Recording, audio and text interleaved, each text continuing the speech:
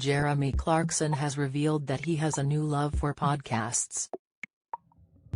In his column for The Times, he revealed that he has weekly offers inviting him to host his own podcast, but wrote, "I would rather nail my tongue to a piece of wood." But in typical Jeremy style, he couldn't resist making a dig at TV presenter and podcast host, Gary Lineker, when discussing how much money a podcast host can make. He writes, "Sure, I've been told that Alistair Campbell and Rory Stewart are trousering £70,000 a month for talking to each other once a week, and that Gary Lineker has become richer than Croesus for talking to Alan Sugar about his favourite goals.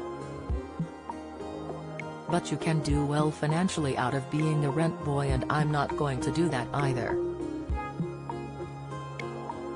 Read more.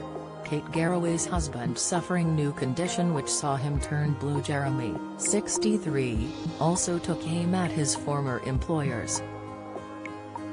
He questioned that if podcasts were full of intelligent people saying interesting things, then where did that leave the BBC?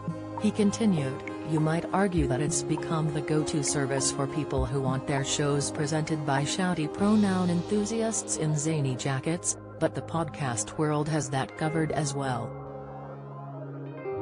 It has everything covered. Don't miss." Rachel Stevens fires back over expectations when she did Strictly. Reaction: Philip Schofield's replacement details what people need to know about Holly. Latest: "A lot of people have grown up with me, the career of Bonnie Langford." Insight: the BBC ended their working relationship with Jeremy Clarkson in 2015 when it was reported that Jeremy was responsible for an unprovoked physical and verbal attack on a colleague. His Top Gear co-presenters also left the corporation after spending 10 years together hosting the show.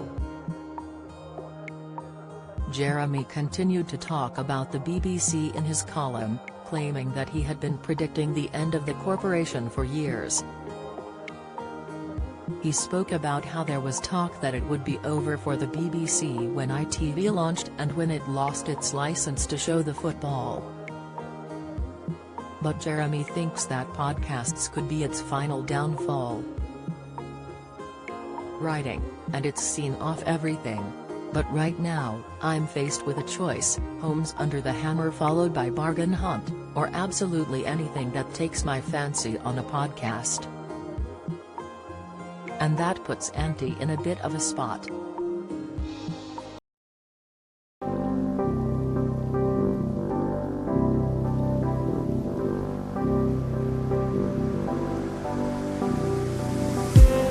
I just need